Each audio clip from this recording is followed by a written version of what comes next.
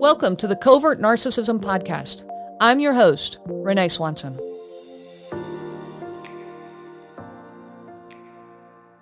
People often come to me and say, I need to get better at setting boundaries. Okay, what have you tried so far? Well, I tried telling him or her, I don't like it when you call me sweetie. I don't like that name. Okay, then what happened? Well, they told me, but it's because you are so sweet to me, and I can't believe that you have a problem with me showing you my gratitude. You know, that really hurts. So now I feel bad for asking them not to call me that. You know, it isn't that big of a deal, and maybe I should be more appreciative. Or they might say, you know, I fight insomnia, and I have for most of my life, and he leaves for work so early and wakes me up every morning to tell me that he loves me, and I can't ever get back to sleep. I really wish he would just let me sleep, so I tried to set that boundary. I asked him, please quit waking me up in the morning, explaining that I really just needed the sleep.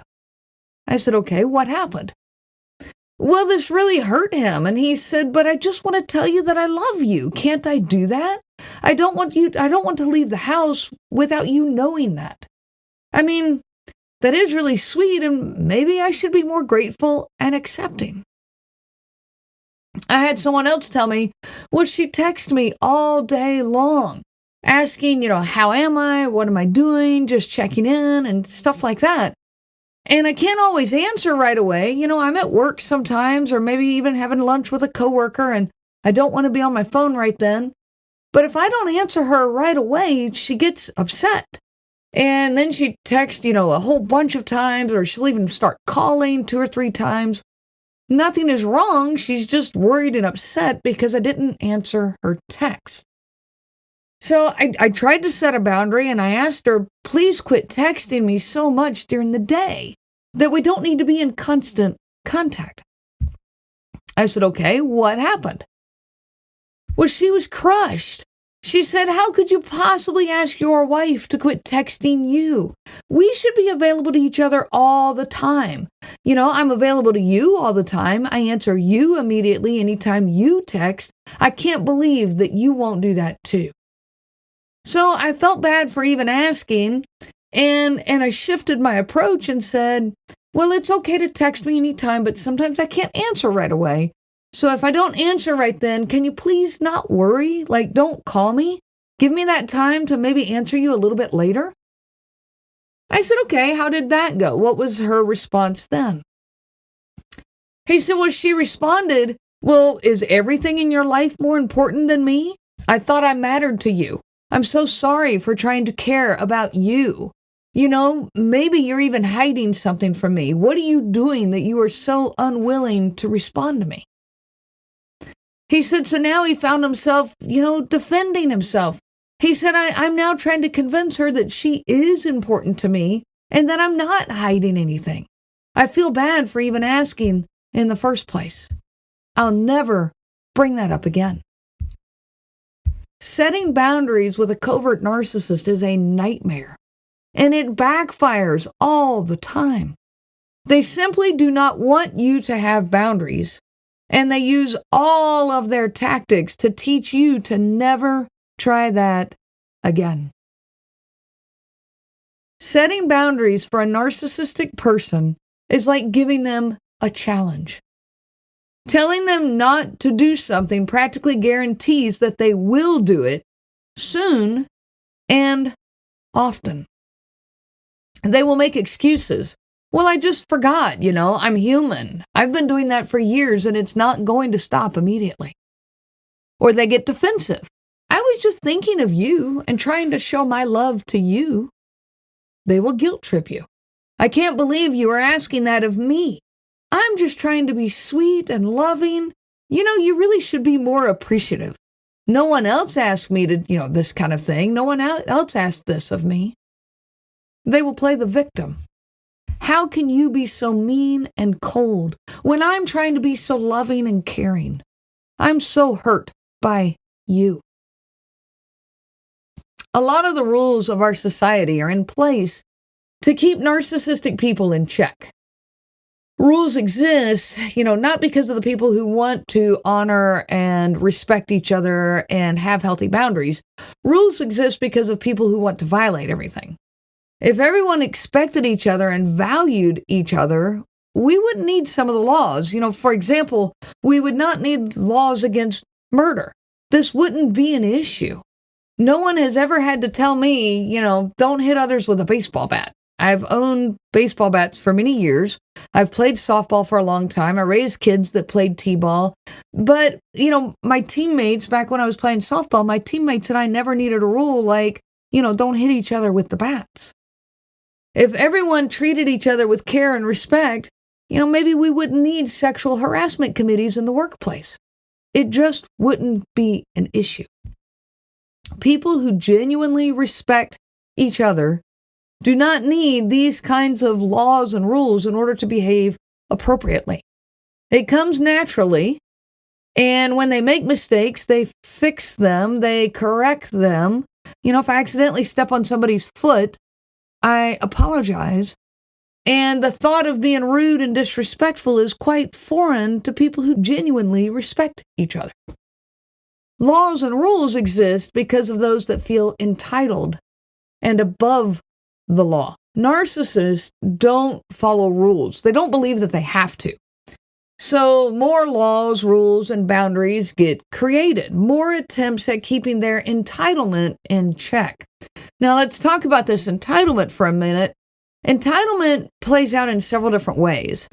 One of the ways it plays out is my time is more important than anyone else's. So I shouldn't have to wait on hold or stand in line. Or if I'm driving down the road, that's my lane, and how dare you get in it? My space is more important than yours.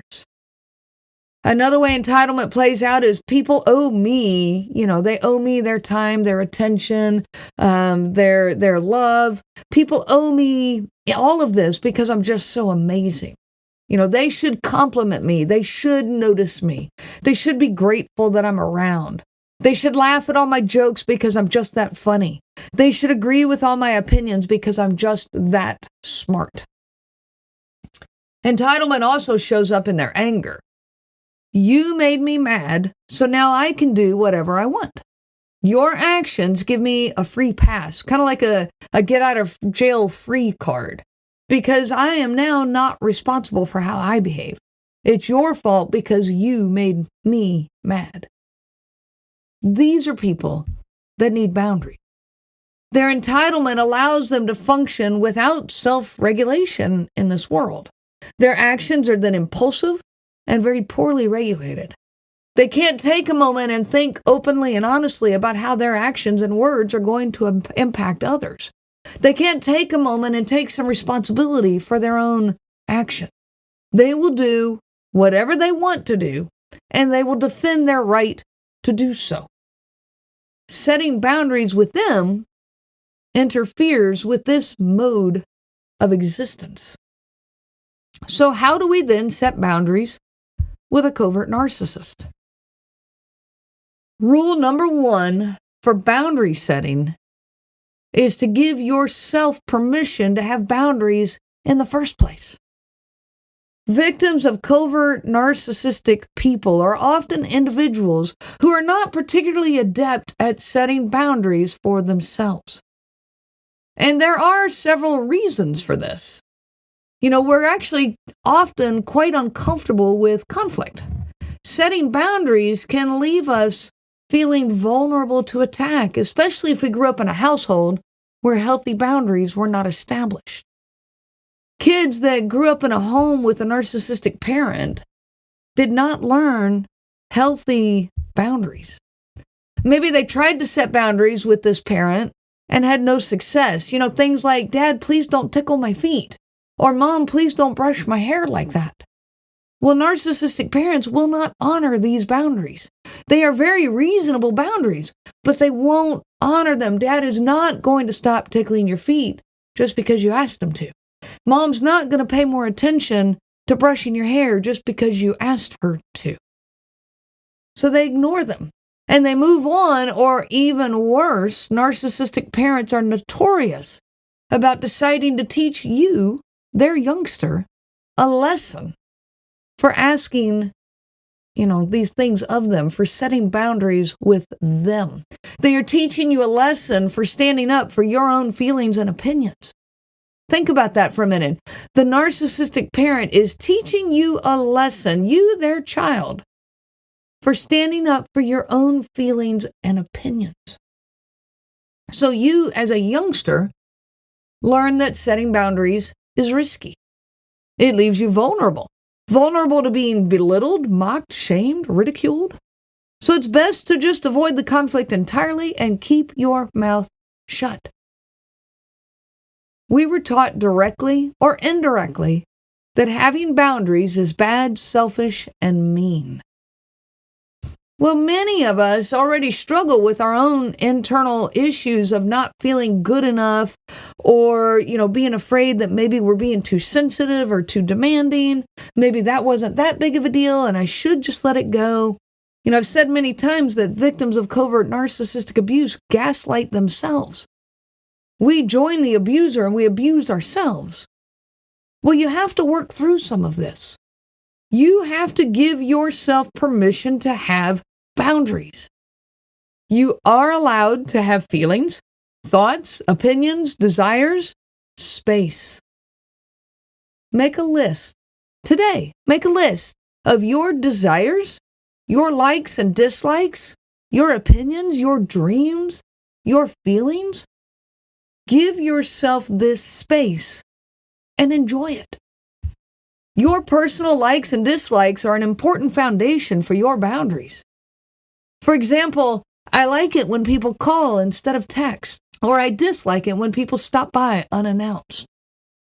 So, when someone comes by unannounced, you do not need to feel obligated to let them stay, to entertain them, to spend time with them. It is okay to say, hey, I'm not available right now, but let's set up a time to get together. You don't need a reason. You don't need an excuse. You don't need to feel bad about it. It's okay.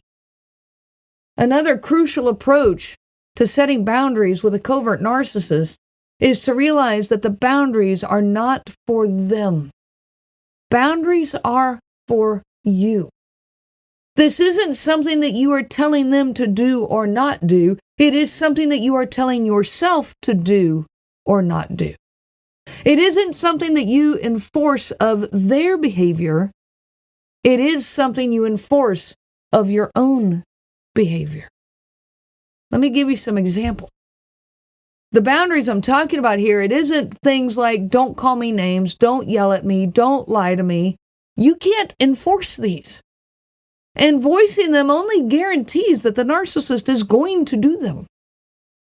Boundaries are for you. These are boundaries like, I will walk away when they call me names. I will leave when they yell at me. I will distance myself and not trust them when they lie to me, and I will not feel bad for doing so.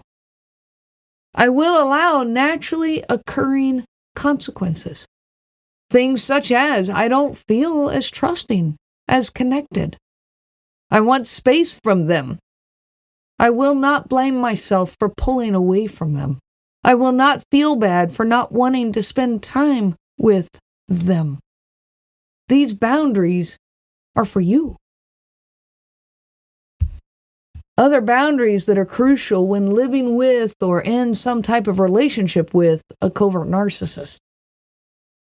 I'm just going to roll you down this list of some of the ones I've put together. I will not overshare my thoughts and feelings. I will not share my dreams and aspirations. I will not take their bait and defend myself to them. I will not engage in their verbal games or verbally spar with them. I will not monitor their emotions. I will not give them my headspace.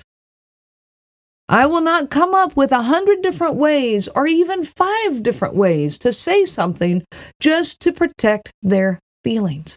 I will trust my compassionate heart and talk as though talking to my friend. I will not accept the blame for their hurt feelings. I will not overvalue their opinion. Those are a lot of I will not. So I want to add a few that are I will. I will connect with my own thoughts and feelings. I will value my own thoughts and feelings. I will connect with my own dreams and aspirations. I will monitor, watch, and feel my own feelings. I will stay present in my own headspace and become an observer of my own life. I will give myself permission to say something that I could have said better. I will embrace my humanness and not let anyone else ever take it away from me again. I will value me. One final thought here on boundaries. It is important to have realistic expectations of this narcissistic person in your life. How many times have they shown you how they will treat you before you can finally just start expecting it? As long as we are expecting good behavior from a narcissist, you're going to continue taking shots to the heart, time and time again. How many times have they shown you the type of behavior and attitudes and words that you should be expecting now from them? Expect the bad behavior. They've shown it enough. Your feedback to them is not going to help them to change. They are not going to reflect on the words that you say. Narcissists do not take feedback from others well. Not at all. They perceive it as an attack, a criticism, something to be defended against. They are not going to reflect upon your words in a healthy and mature way and use it as an opportunity for growth. You need to expect that so that you can quit engaging in this way. Look at the repeated patterns that have been going on with this person. Make a list of the behaviors and attitudes that you should be expecting from them based on your history with them. You may start to recognize that you cannot be your authentic self in this relationship. Whether you choose to leave the relationship or not, please find people in your life where you can be your authentic self, where you can be more of you. Friendships, family relationships, work relationships, neighbors. As you find your way back to your more authentic self, setting boundaries will become more and more natural. It will just happen because in healthy relationships, boundaries are there. Boundaries are allowed to be. And boundaries are good. I wish you so much peace on your journey of healing. You have been listening to the Covert Narcissism Podcast with your host, Renee Swanson. Be sure to check out our website at www.covertnarcissism.com. There you will find many resources just for you to help you on this journey. You can also reach out to me by email at Renee, RENEE, at cnglifecoaching.com. Those letters are CNG, as in Covert Narcissism Group. I do look forward to hearing from you. I wish you so much peace on your journey of healing. The information provided by Renee Swanson and the Covert Narcissism Podcast is for educational purposes only and is not to be used for diagnosis purposes and not intended to be a substitute for clinical care. Please consult a healthcare provider for guidance specific to your case.